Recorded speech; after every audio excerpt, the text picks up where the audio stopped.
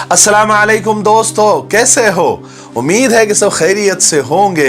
अल्लाह आप लोगों को ऐसे ही खुश रखे। सरकार दो आलम सल्लल्लाहु अलैहि वसल्लम की पूरी जिंदगी पर बनने वाली वीडियो सीरीज का, जिसका नाम मोहम्मद सब के लिए है, उसका ये चौथा हिस्सा यानी पार्ट 4 है।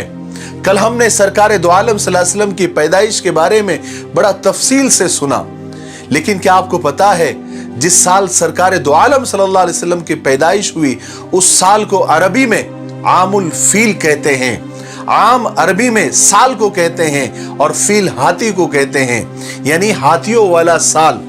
इसलिए कि उसी साल हाथियों वाला एक बहुत बड़ा वाकया हुआ था, जिसका जिक्र कुरान पाक की एक सूरत जिसका नाम भी सूरह फील है, यानी हाथी वाली सूरत, खास उस सूरत में उस पूरे वाकये का जिक्र है।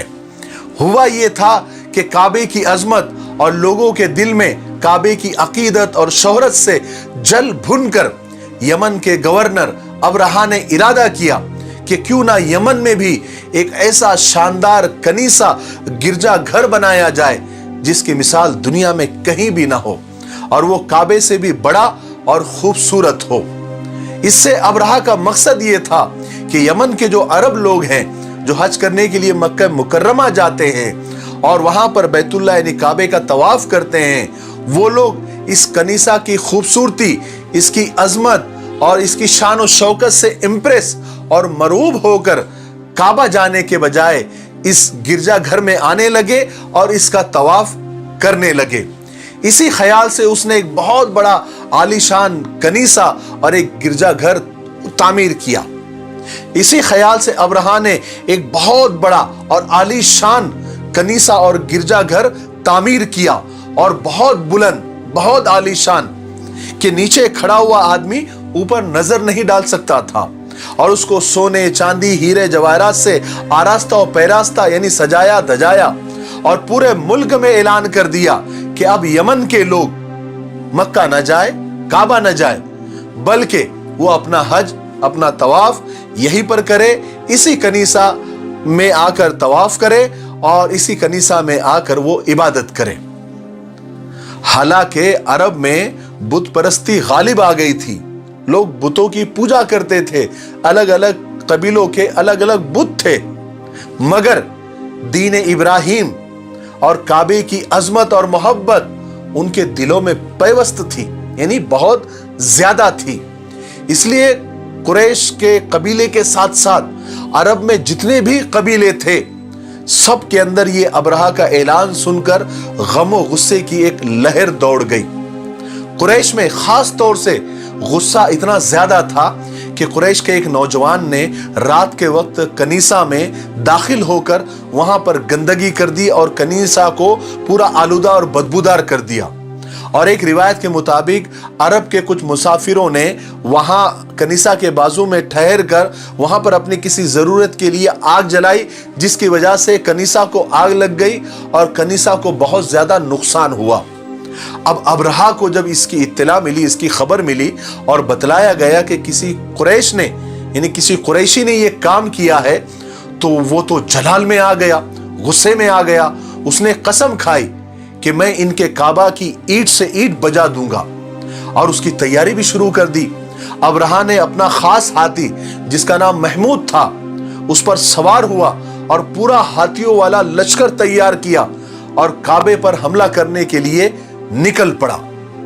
पूरा लश्कर हाथियों वाला था, क्योंकि अबरहा का प्लान यह था कि काबा के सुतूनों में लोहे के मजबूत और लंबी जंजीरें बांधकर उनको हाथियों के गले में बांध दिया जाए और हाथियों को हाँक दिया जाए, तो होगा ये कि एक ही झटके में सारा बैतुल्ला और पूरा काबा नाउजुबिल्लाह जमीन पर आकर गिर जाएगा और एक ही झटके में काम खत्म हो जाएगा।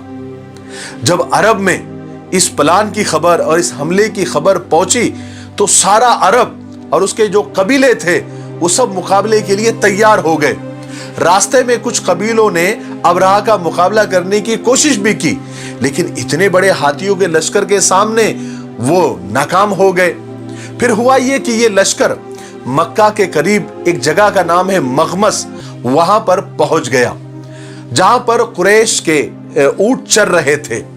अबरहा के लश्कर ने सबसे पहले उन पर हमला करके सारे ऊंटों को गिरफ्तार कर लिया, जिनमें से 200 ऊंट सरकार दो आलम सल्लल्लाहु अलैहि वसल्लम के दादा अब्दुल मुत्तलिब के भी थे। अबरहा ने यहां पहुंचकर अपना जो सफीर होता है, अपना जो दूत होता है जिसका नाम हन्नाता हमीरी था, उसको मक्का शहर में भेजा और कहा कि जाओ कुरैश के सरदारों को जाकर इत्तला करो, उनको खबर करो, उनको वार्निंग दो कि अबरहा और हम लोग तुमसे जंग करने के लिए नहीं आए हैं। हमारा मकसद सिर्फ काबे को गिराना है, काबे को ढाना है। अगर तुम उसमें रुकावट बनते हो तो फिर तुम्हें भी नुकसान होगा, इसका हम जिम्मेदार नहीं होंगे। हन्नाता हमीरी जो कि अबरहा का सफीर था, जब मक्का में दाखिल हुआ तो सब ने अब्दुल मुत्तलिब का पता दिया, क्योंकि वही कुरैश के सबसे बड़े सरदार थे। तो हन्नाता हमीरी ने अब्दुल मुत्तलिब से गुफ्तगू की और अबरहा का पैगाम पहुंचाया। तो एक रिवायत के मुताबिक अब्दुल मुत्तलिब ने जो जवाब दिया वो ये था कि अबरहा से जाकर कहो कि हम भी तुमसे कोई जंग का इरादा नहीं रखते और ना हमारे पास इतनी ताकत है कि तुम्हारे हाथियों वाले लश्कर से हम मुकाबला कर सकें। अलबत्ता मैं इतना बताए देता हूं कि जिस घर को तुम ढाने के लिए आए हो, गिराने के लिए आए हो, ये अल्लाह का घर है और उसके खलील इब्राहिम अलैहिस्सलाम का बनाया हुआ है और अल्लाह खुद उसकी हिफाजत का जिम्मेदार है।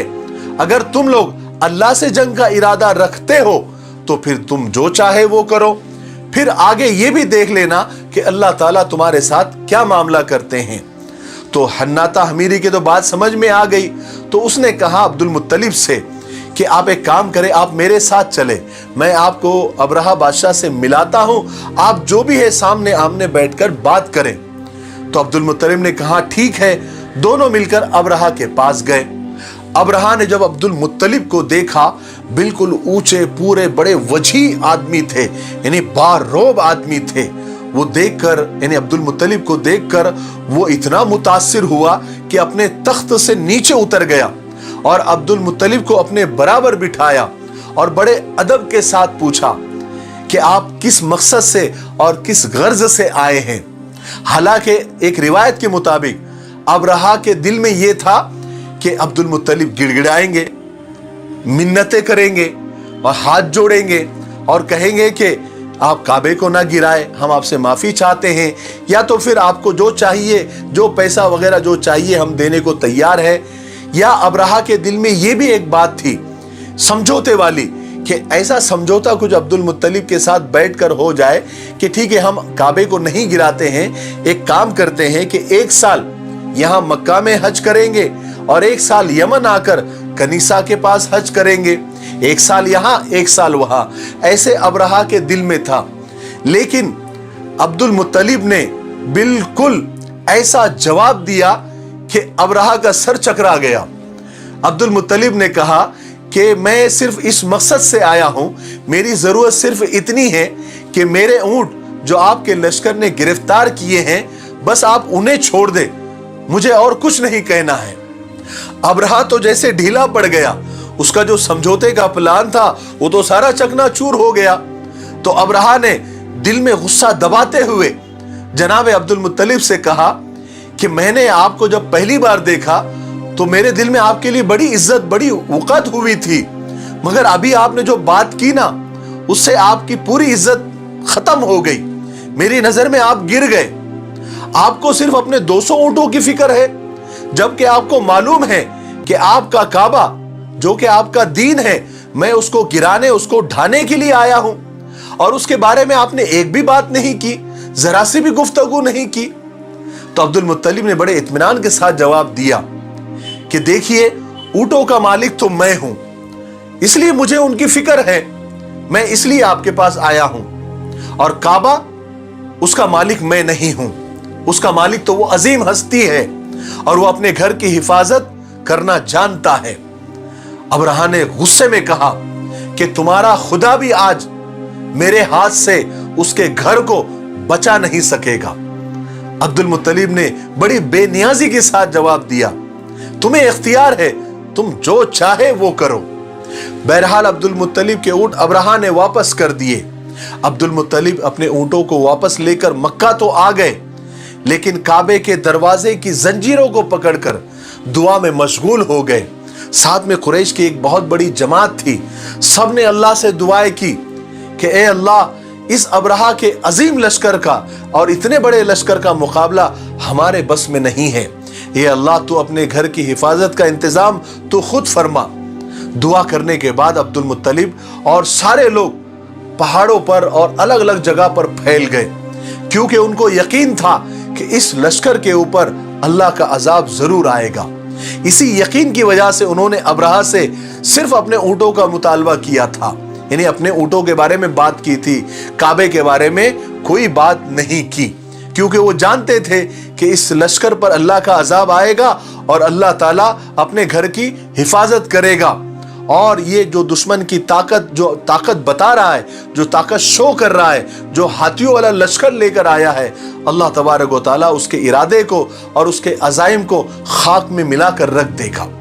बहरहाल सुबह हुई तो अब्रहा ने अपने लश्कर को तैयार होने का हुक्म दिया कि चलो आज बैतुल्लाह पर चढ़ाई करनी है, उसको ढाना है, उसको गिराना है, वक्त आ गया है। सब अपने अपने तैयारी में लग गए। अब्रहा अपने खास हाथी के पास आया और उसको उठाने लगा, लेकिन हाथी है कि उठने को तैयार ही नहीं। उसको सारे दरबानों ने मिलकर उठाना चाहा, लेकिन हाथी है कि टस से मस हो ही नहीं रहा। वो बिल्कुल पत्थर बनकर जमीन पर जम गया। बड़े बड़े लोहे के नेजों से उसको मारा गया, मगर हाथी ने उसकी परवाह ही नहीं की। यहां तक कि उसके नाक में लोहे के आंकड़े डालकर उसको खींचने की कोशिश की गई, लेकिन वो हाथी खड़ा ही नहीं हुआ। हां, इतना जरूर हुआ कि उस हाथी के मुंह को यमन की तरफ करते तो उठ के खड़ा हो जाता, मुल्क शाम की तरफ करते तो भी उठ के खड़ा हो जाता, और मक्का की तरफ करते तो बैठ जाता और जमीन पर जम जाता। अब ये तो अल्लाह का करिश्मा था जो यहां जाहिर हुआ। दूसरी तरफ दरिया की तरफ से कुछ खास परिंदों की कतारें झुंड की शक्ल में आती हुई नजर आई। हर परिंदे के साथ 3 कंकरियां थी, और कंकरियां बिल्कुल चने और मसूर के बराबर थी, एक चोंच में और 2 पंजों में। और परिंदे भी बड़े अजीब तरह के थे जो इससे पहले दुनिया में नहीं देखे गए। जिस्म में कबूतर से भी छोटे थे और उनके पंजे लाल और सुर्ख थे। हर पंजे में एक एक कंकर और चोंच में एक कंकर था। वो फौरन आए और अब्रहा के लश्कर के ऊपर बिल्कुल छा गए, यहां तक के अब्रहा के लश्कर के ऊपर उन परिंदों की वजह से बिल्कुल छाव और साये की तरह हो गया। सूरज नजर ही नहीं आ रहा था। अब हुआ यह कि परिंदों ने अब्रहा के लश्कर को घेर लिया। अब उन परिंदों ने वो कंकरियां छोड़ना यानी गिराना शुरू की, तो एक एक कंकरी बंदूक की गोली की तेजी से जमीन पर आती थी और फौजी के सर में घुसकर उसके बदन को पार करते हुए हाथी के जिस्म में घुसकर जमीन में धंस जाती थी, जिसकी वजह से वो फौजी भी और हाथी भी जमीन पर लुढ़क जाते थे। अल्लाह का दूसरा अजाब अब्रहा के लश्कर पर यह आया कि खारिश की यानी खुजली की बीमारी फैल गई वो कंकरियां गिरने के बाद, और तमाम लश्कर को इतनी, जो बच गए थे उनको इतनी जोर से खुजली आई कि जब वो खुजाते थे तो चमड़ी हाथ में आ जाती थी, उनकी चमड़ी उतरने लगी, जिसकी वजह से भगदड़ मच गई। ये अजाब देखकर हाथी खुद भागकर खड़े हुए, बिल्कुल तितर बितर मामला हो गया। यहां तक कि किताबों में आता है कि बहुत सारे अब्रहा के फौजी अपने ही हाथियों के पैरों तले रौंद कर मारे गए। लेकिन अब्रहा, चूंकि ये तो बादशाह था, ये सबसे बड़ा था, इसलिए अल्लाह तबारक व तआला को इसको सख्त सजा देनी थी, इसको तड़पा तड़पा कर मारना था, क्योंकि अल्लाह के घर को गिराने के लिए आया था। तो वो फौरन हलाक नहीं हुआ, अल्लाह ने उसको फौरन हलाक नहीं किया, बल्कि उसके जिस्म में ऐसा जहर चढ़ गया, सरायत कर गया कि उसका एक एक जोड़ सड़कर गिरने लगा आहिस्ता आहिस्ता। इसी हाल में वो वापस यमन भी लाया गया, और दारुल हुकूमत, जो यमन की दारुल हुकूमत थी, सना पहुंचते पहुंचते उसका सारा बदन टुकड़े टुकड़े होकर बह गया और वो वहीं पर मर गया। और इसी तरह अल्लाह तबारक व तआला ने अब्रहा को हलाक किया और अपने घर की हिफाजत की। آج کے لیے اتنا کافی ہے کیونکہ ویڈیو کافی لمبی ہو رہی ہے۔ 5ویں حصے میں ہم سنیں گے کہ سرکار دو عالم صلی اللہ علیہ وسلم کے پیدا ہونے کے بعد، اس دنیا میں آنے کے بعد دنیا میں کیا کیا عجیب کرشمے ہوئے، یہودی دنیا میں کس طرح کھلبلی مچی، کہاں کیا ہوا، دنیا کے کونے کونے میں کس طرح سرکار کے آنے کی خبر پہنچی، اور زمین سے لے کر آسمانی دنیا تک کس طرح خوشیاں منائی جانے لگی۔ بس تھوڑا انتظار کریں، تب تک میرے لیے، پوری امت کے لیے اور پوری انسانیت کے لیے خیر اور بھلائی کی دعا کرتے رہیں۔ السلام علیکم ورحمۃ اللہ وبرکاتہ۔